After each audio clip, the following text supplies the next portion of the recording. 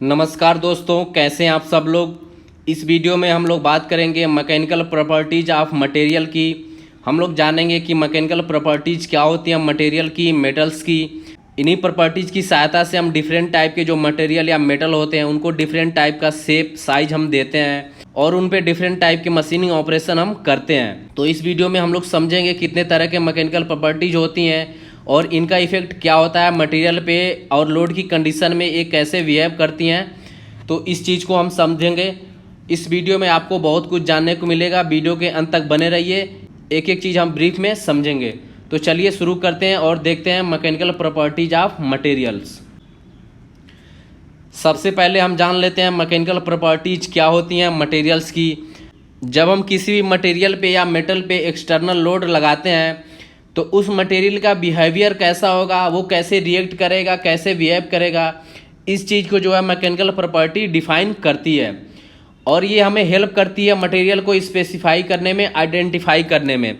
जैसे कि mechanical properties के सहायता से हम समझ पाते हैं कि मटेरियल ब्रिटल है, डक्टाइल है या जो है इलास्टिक है। तो इन सब चीज़ों को स्पेसिफाई करने में, आइडेंटिफाई करने में मैकेनिकल प्रॉपर्टी जो होती हैं हमको हेल्प करती हैं। मैकेनिकल प्रॉपर्टी जो होती है वो मटेरियल के स्ट्रेंथ को मेजर करती हैं, मटेरियल के स्ट्रेंथ को बताती हैं और वो मटेरियल कितना जो है रिलायबल है, कितना जो है लास्टिंग है, इस चीज़ का भी हमें पता चलता है। जैसे हमें टूल डिजाइन करना हो, किसी मटेरियल का मशीनिंग ऑपरेशन करना हो या कोई स्ट्रक्चर जो है हमको बनाना हो, तो इन सब चीज़ों के लिए मैकेनिकल प्रॉपर्टी जो है हमको सहायता करती हैं। जैसे कोई अगर हार्ड मटेरियल है तो उसकी मशीनिंग हम आसानी से नहीं कर सकते, उसके लिए हमको हाई स्ट्रेंथ जो है टूल की आवश्यकता पड़ेगी। वहीं अगर जो सॉफ्ट मटेरियल है, डक्टाइल है, तो उसकी मशीनिंग हम आसानी से कर लेते हैं। तो इन सब चीज़ों का भी पता हमें जो है मैकेनिकल प्रॉपर्टीज़ के सहायता से चलता है। जो मोस्ट कॉमन मैकेनिकल प्रॉपर्टीज़ है जिनको हम ज़्यादातर यूज करते हैं, जो फ्रिक्वेंटली जो है पढ़ी जाती हैं, वो है strength, elasticity, plasticity, hardness, toughness, brittleness, stiffness, resilience, ductility, malleability, fatigue, creep. ये जो है मेजर मैकेनिकल प्रॉपर्टीज हैं। इनको चलिए एक एक करके समझते हैं हम। सबसे पहले हम यहाँ पे बात कर लेते हैं मटेरियल के स्ट्रेंथ की। मटेरियल का स्ट्रेंथ क्या होता है? जब हम किसी मटेरियल पे एक्सटर्नल फोर्स या लोड लगाते हैं तो वो जो है उस लोड को, उस फोर्स को बिना डिफॉर्म हुए कितने देर तक जो है बियर कर सकता है, सह सकता है, उसको हम क्या कहते हैं? मटेरियल का स्ट्रेंथ बोलते हैं। तो जो किसी भी मटेरियल का जो स्ट्रेंथ होता है वो उसकी एबिलिटी होती है कि वो किसी लोड को कितने देर तक जो है विदस्टैंड कर सकता है, कितने देर तक जो है वियर कर सकता है बिना फेल्योर हुए या बिना प्लास्टिक डिफॉर्मेशन हुए। जो स्ट्रॉन्गर मटेरियल होते हैं वो ज़्यादा लोड जो है ज़्यादा देर तक जो है बियर कर सकते हैं, ज़्यादा लोड जो है विदस्टैंड कर सकते हैं। जैसे यहाँ पे मैंने एक यहाँ पे फोटो लगाया हुआ है, ये आप देख सकते हैं, एक चैन है। अगर ये चैन का एक जो है छल्ला है, इसकी अगर स्ट्रेंथ ज़्यादा नहीं रहेगी तो ये ज़्यादा देर तक जो है लोड को बियर नहीं कर सकता है, ये टूट जाएगा, डिफॉर्म कर जाएगा।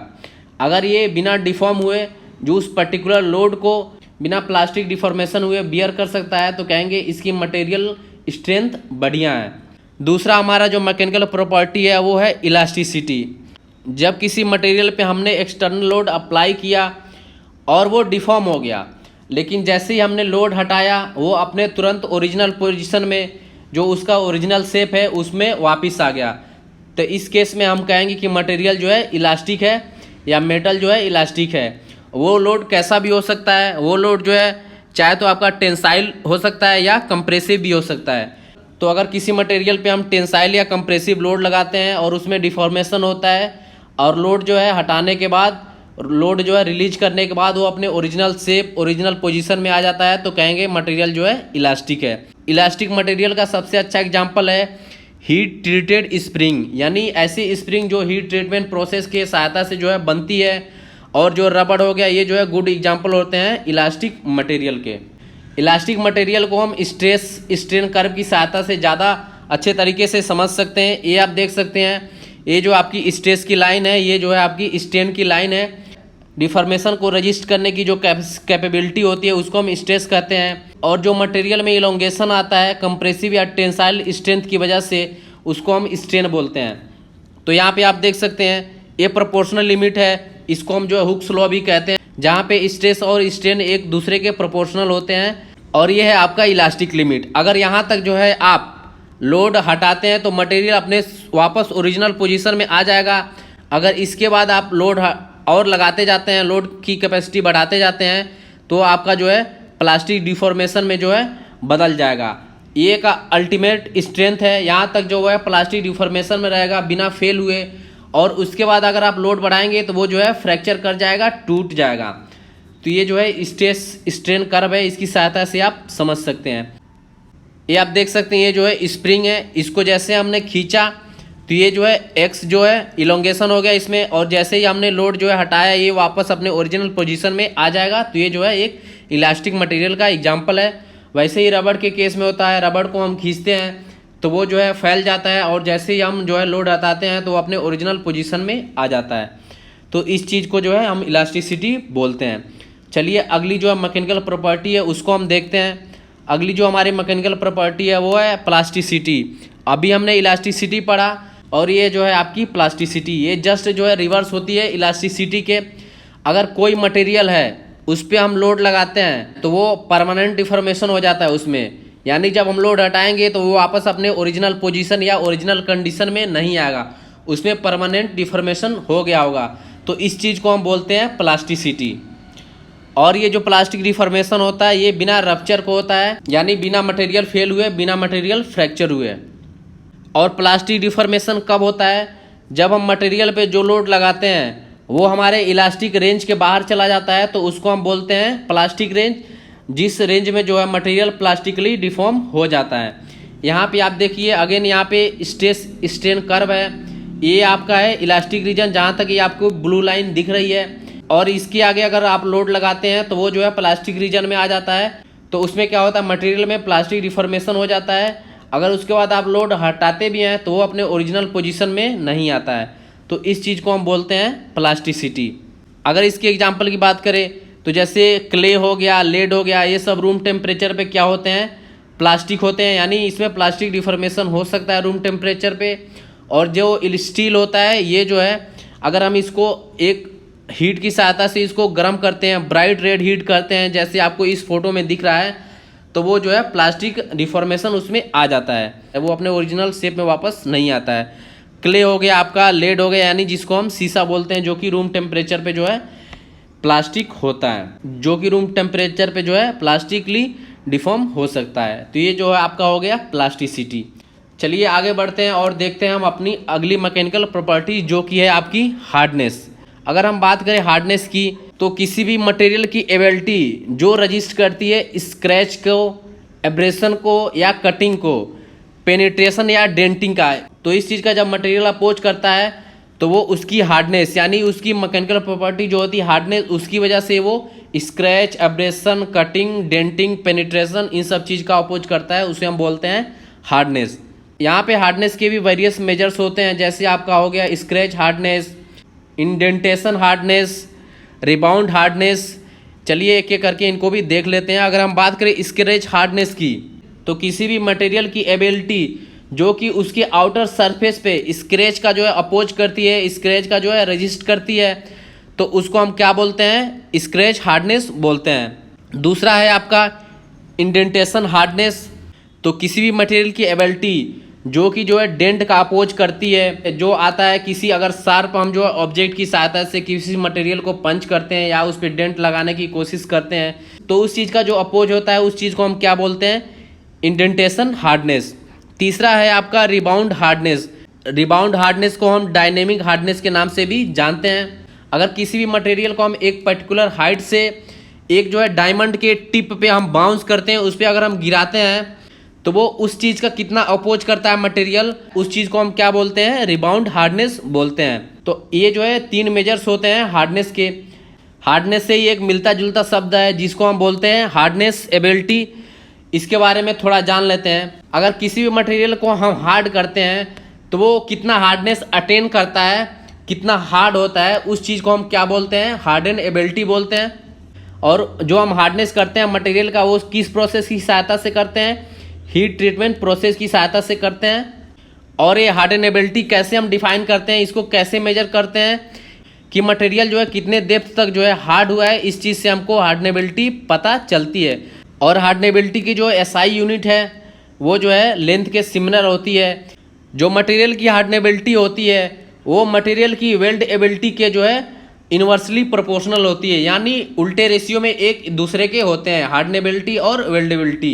अगर किसी मटेरियल की हार्डनेबिलिटी ज़्यादा है तो वो जो है उसकी वेल्डेबिलिटी कम होगी, यानी वो अच्छे तरीके से वो ईजिली जो है जॉइंट नहीं हो पाएगा, ईजिली जो है वेल्ड नहीं हो पाएगा। तो इस चीज़ का भी आपको ध्यान रखना है। ये आप देख सकते हैं यहाँ पे फोटो मैंने लगाया हुआ। अगर कोई मटेरियल है, कोई मटेरियल की सीट है, अगर वो ईजिली ज्वाइन हो जाती है तो वो कहेंगे हम उसकी वेल्डेबिलिटी अच्छी है, जॉइनेबिलिटी अच्छी है। तो जॉइनेबिलिटी अगर अच्छी है कब होगी? जब वो मटेरियल सॉफ्ट होगा, लेस हार्ड होगा। यहाँ पे आप देख सकते हैं हीट ट्रीटमेंट प्रोसेस की सहायता से हम मटेरियल को हार्ड बनाते हैं। जैसा कि हमने अभी हार्डनेस पढ़ा, अगर स्क्रैच का अपोज करता है मटेरियल तो उससे हम बोलते हैं स्क्रैच हार्डनेस। अगर वो डेंट का अपोज करता है तो उसे हम बोलते हैं इंडेंटेशन हार्डनेस। अगली जो हमारी मैकेनिकल प्रॉपर्टी है वो है टफनेस।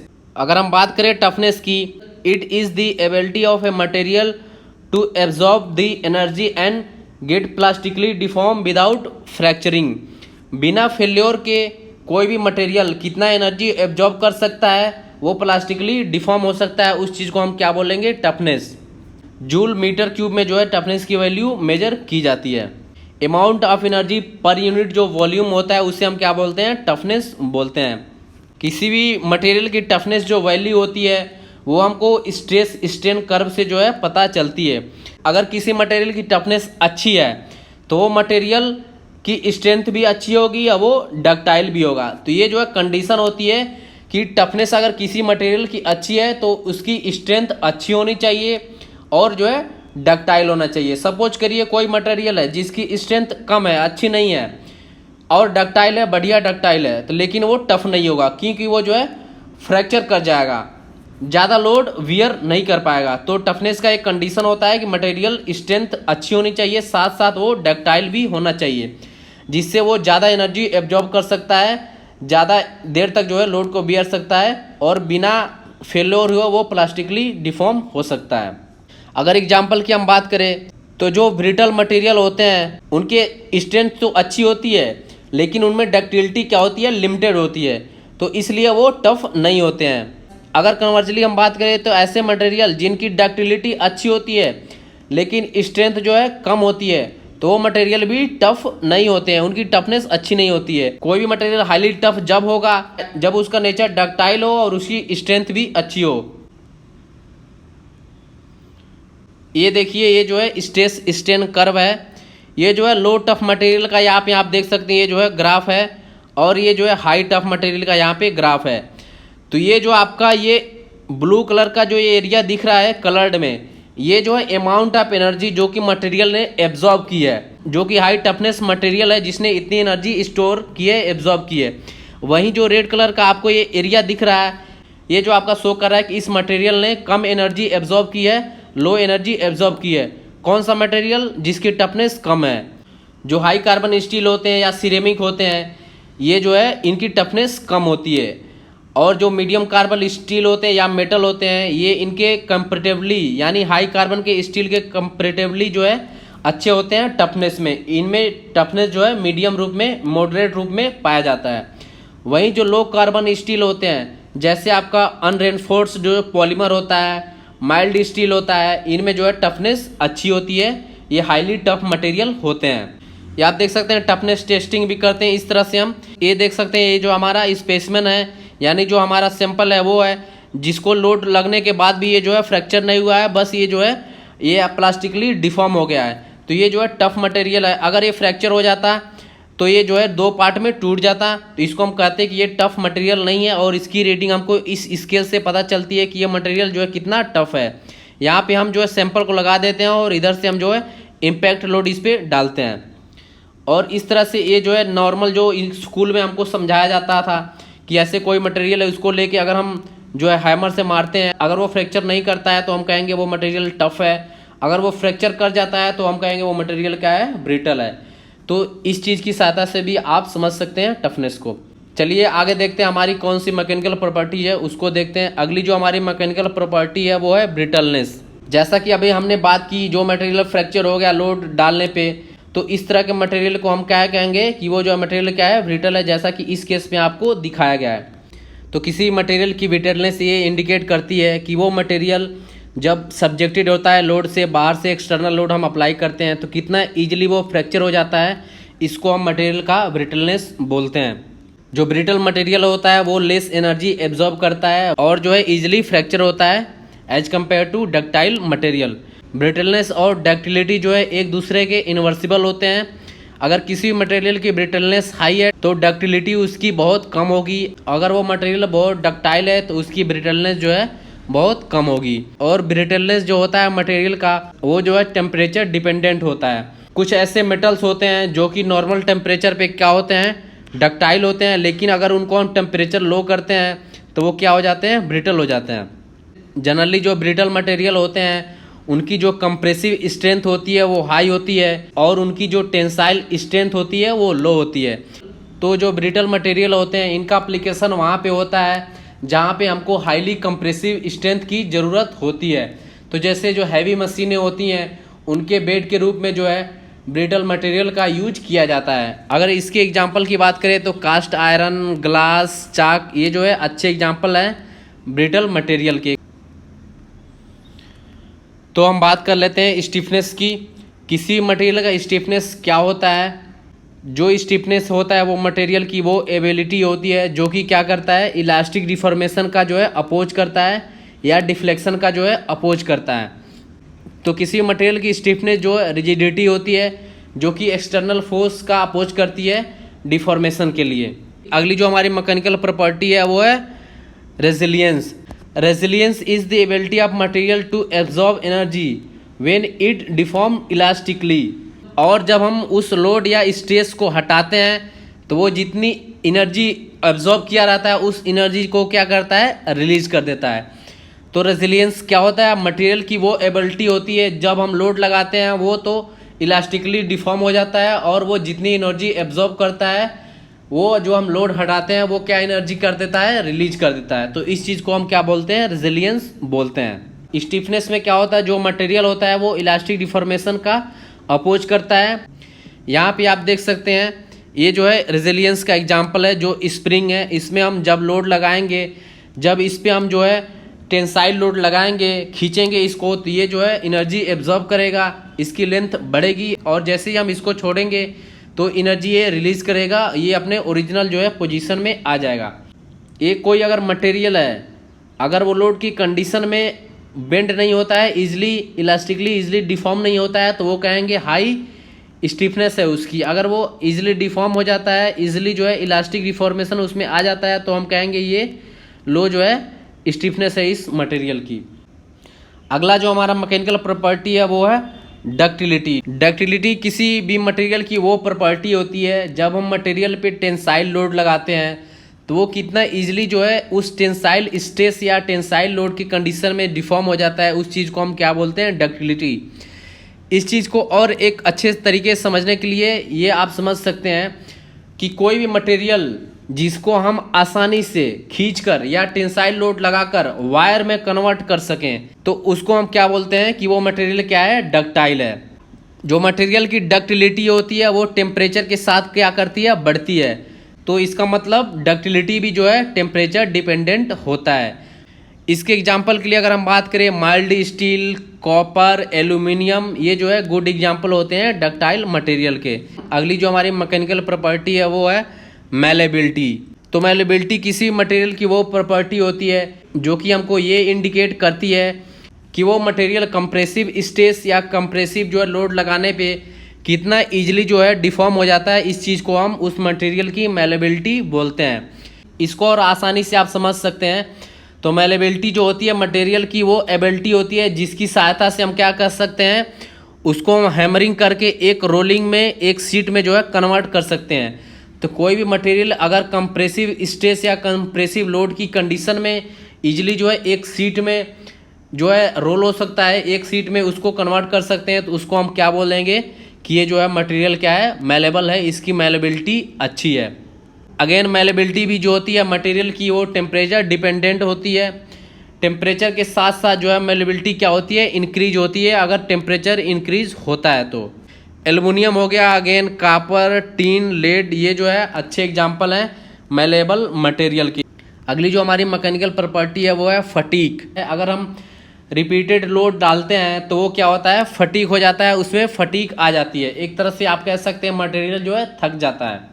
जब किसी भी मटेरियल पे हम साइक्लिक लोडिंग अप्लाई करते हैं, जो साइक्लिक लोड होता है वो मटेरियल के स्ट्रेंथ से कम होना चाहिए। अगर मटेरियल के स्ट्रेंथ से कम जो है साइक्लिक लोडिंग हम बार बार अप्लाई करते हैं तो वो उस कंडीशन में मटेरियल में क्या आ जाता है, फटीक आ जाता है। और इस दौरान क्या होते हैं, मटेरियल की जो है ग्रेन होते हैं उनके बाउंड्री पे और उनके इंटरफेस पे जो है माइक्रोस्कोपिक क्रैक यानी छोटे छोटे क्रैक स्टार्ट हो जाते हैं, शुरू हो जाते हैं बनने। और इवेंचुअली मटेरियल क्या हो जाता है, एक जो है क्रैक जो है उसका क्रिटिकल साइज पे आ जाता है, यानी बड़े बड़े क्रैक बन जाते हैं। और इस कंडीशन में क्या होता है, मटेरियल क्या होता है, फ्रैक्चर हो जाता है। जो मटेरियल का शेप और साइज होता है या स्ट्रक्चर जो होता है वो फटीग को बहुत ज़्यादा जो है अफेक्ट करता है। अगर किसी मटेरियल में छोटे छोटे स्क्वायर होल या शार्प कॉर्नर्स हैं तो वो मटेरियल जल्दी जो है फटीग उसमें आ जाएगा, उसमें क्रैक जो है जल्दी विगन हो जाएंगे और वो मटेरियल आसानी से जो है फ्रैक्चर हो जाएगा। जैसे अगर एक एग्जांपल जो कि हमको बहुत बार बताया जाता है जब भी फटीग की बात होती है, जैसे कि हम नॉर्मली जो है वायर का यूज करते हैं, कोई कोई वायर ऐसे होते हैं जो इजीली जो है टूटते नहीं हैं, तो उनको हम बार बार जो है बेंड अनबेंड करते हैं। ये आप देख सकते हैं जैसा कि इस फोटो में दिखाया जा रहा है। तो बार बार बेंड अनबेंड करने पे क्या होता है, वो वायर क्या हो जाता है, उसमें फटीग आ जाता है, वो कमज़ोर हो जाता है और एक समय ऐसा आता है कि वो वायर क्या हो जाता है, टूट जाता है। तो इस चीज़ को हम क्या बोलते हैं, फटीग बोलते हैं। वैसे ही जो मटेरियल होते हैं उसमें क्या होता है, अगर हम साइक्लिक लोडिंग डालते हैं जो कि हम फटीग टेस्ट में चेक करते हैं, उसमें हम साइक्लिक लोड अप्लाई करते हैं तो उस कंडीशन में इस तरह के जो है क्रैक पहले छोटा स्टार्ट होता है, बाद में वो क्रैक बड़ा हो जाता है और इवेंचुअली वो मटेरियल क्या हो जाता है, फ्रैक्चर कर जाता है। तो ये जो होता है फटीग होता है मटेरियल का। ठीक, अगला जो हमारा मैकेनिकल प्रॉपर्टी है वो है क्रीप। क्रीप और फटीग एक दूसरे से रिलेटेड हैं, लेकिन जो है इनमें डिफरेंस भी है, इसको भी हम देखेंगे। किसी मटेरियल में जो क्रीप होता है वो क्या होता है, स्लो और प्रोग्रेसिव डिफॉर्मेशन होता है। अगर हम कांस्टेंट लोड जो है उस मटेरियल पे अप्लाई किए रहते हैं तो स्लो और प्रोग्रेसिव जो डिफॉर्मेशन होता है उसे ही हम क्या बोलते हैं, क्रीप बोलते हैं। ये किस वजह से आता है, जैसा कि मैंने बताया, ये कांस्टेंट लोड अगर हम ज़्यादा देर तक उस मटेरियल पे अप्लाई करेंगे तो धीरे धीरे उसमें जो है डिफॉर्मेशन होगा। यील्ड पॉइंट के बाद वो मटेरियल क्या कर जाता है, फेल कर जाता है, फ्रैक्चर कर जाता है। कुछ ऐसे मटेरियल होते हैं जिनमें क्रीप जो होता है हाई टेम्परेचर पे आता है, लेकिन वहीं जो कुछ ऐसे मटेरियल होते हैं जैसे प्लास्टिक, रबर और इससे जो सिमिलर एमोर्फस मटेरियल जो होते हैं उनमें क्रीप जो है लो टेम्परेचर पे आ जाता है, क्योंकि ये टेम्परेचर सेंसिटिव होते हैं। इनको थोड़ा सा भी अगर आप हीट करते हैं तो इसमें क्रीप आने स्टार्ट हो जाते हैं। जैसा कि आप यहाँ पे फोटो में देख सकते हैं, ये जो है मेटल है, इस पर हमने लोड अप्लाई किया कांस्टेंट लोड और इसमें जो है ये आप देख सकते हैं छोटा सा क्रीप आया। उस लोड को हमने जो है ज़्यादा देर तक जो है उस लोड को बनाए रखा तो ये क्रीप धीरे धीरे बढ़ के इस तरह से कुछ हो गया और ये जो मटेरियल फेल कर गया। अब हम क्रीप और फटीग में जो बेसिक डिफरेंस है उसको समझ लेते हैं। Creep is the tendency of material to deform when subjected to long term stress. किसी भी अगर मटेरियल पे हम लॉन्ग टर्म स्ट्रेस लगाए रहते हैं, पर्टिकुलरली जब उसे हम हीट करते हैं, जब वो हीट से सब्जेक्टेड होता है तो उसमें क्या होता है, क्रीप आ जाता है। ठीक, वही जो फटीग होता है वो तब आता है जब किसी मटेरियल पे हम जो है साइक्लिक लोड अप्लाई करते हैं। ठीक है, जैसे हम लोडिंग अनलोडिंग करते हैं, जैसे वायर केस में हमने समझा, एक बार हम लोड करते हैं, बेंड करते हैं, फिर अनबेंड करते हैं, तो इस वजह से जो है डैमेज जो आता है मटेरियल में और उसका धीरे धीरे प्रोग्रेस होता है और वो मटेरियल क्या कर जाता है, फेल कर जाता है। तो इस चीज़ को हम क्या बोलते हैं, फटीग बोलते हैं। तो आई होप आपको फटीग और क्रीप में डिफरेंस समझ में आया होगा। तो चलिए इस वीडियो में बस इतना ही। इस वीडियो में हमने ब्रीफ में देखा mechanical properties of materials. I hope आपको वीडियो पसंद आई होगी। आप अपना फीडबैक जरूर दें, अगर आपका कोई डाउट है या कोई सजेशन है तो वो भी दें। तो चलिए मिलते हैं नेक्स्ट वीडियो में एक नए टॉपिक के साथ। तब तक के लिए thanks for watching, stay learning, peace out.